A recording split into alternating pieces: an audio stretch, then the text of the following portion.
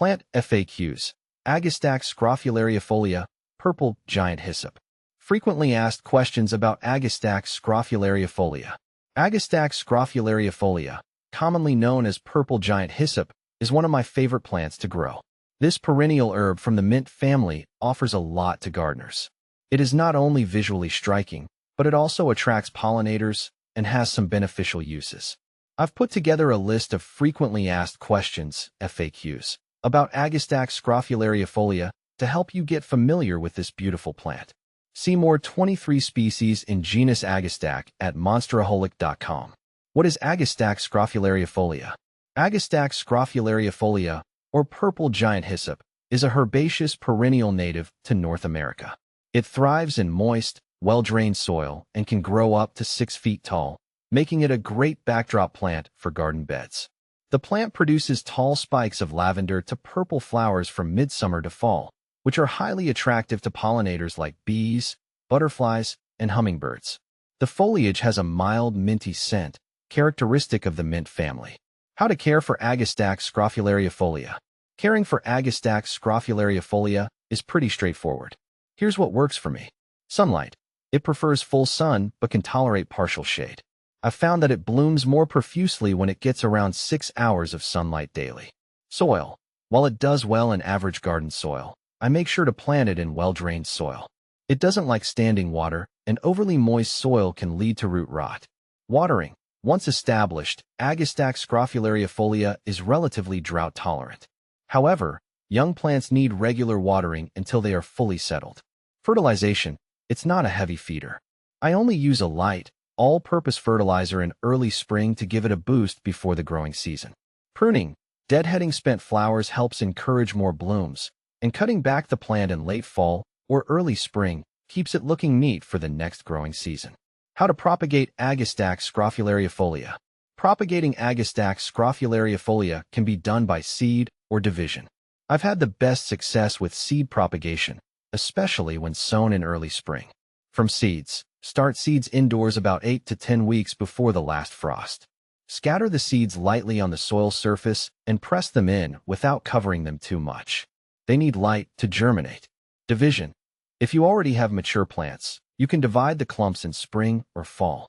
Dig up the plant and gently separate the roots into smaller sections, making sure each section has some healthy roots and stems attached. What to plant with Agastache scrophulariifolia.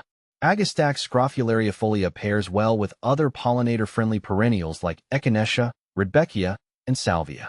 I also like planting it with ornamental grasses for a contrast in texture.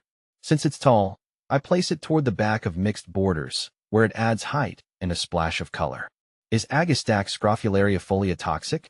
One common question I get is whether Agastache scrophulariifolia is toxic. The good news is, it's non-toxic to both humans and pets. In fact, the leaves are sometimes used in teas for their mild minty flavor. However, I recommend consulting a herbalist before using it for culinary or medicinal purposes. What are the benefits of Agastache scrophulariifolia? There are plenty of benefits to growing Agastache scrophulariifolia. Pollinator attraction. The tall flower spikes are a magnet for bees, butterflies, and hummingbirds, which makes it a great choice for a wildlife garden. Low maintenance. Once established, it's pretty self-sufficient. I find it to be a hardy plant that doesn't need a lot of fussing over. Deer and rabbit resistant. While many plants in my garden suffer from deer and rabbit browsing, Agastache scrophulariifolia is generally left alone by these animals due to its aromatic leaves. What are some common problems with Agastache scrophulariifolia? One of the few problems I've encountered with Agastache scrophulariifolia is powdery mildew, which can affect the leaves during hot, humid weather. To avoid this, ensure proper air circulation by spacing the plants well apart and avoiding overhead watering. Another issue is root rot, which occurs if the soil is too wet. Ensuring good drainage solves this problem. Keep an eye on pests like aphids, but in my experience, they haven't been much of an issue with this plant. How does Agastache scrophulariifolia compare to similar plants? Agastache scrophulariifolia is often compared to other members of the Agastache genus, like Agastache funiculum, anise hyssop.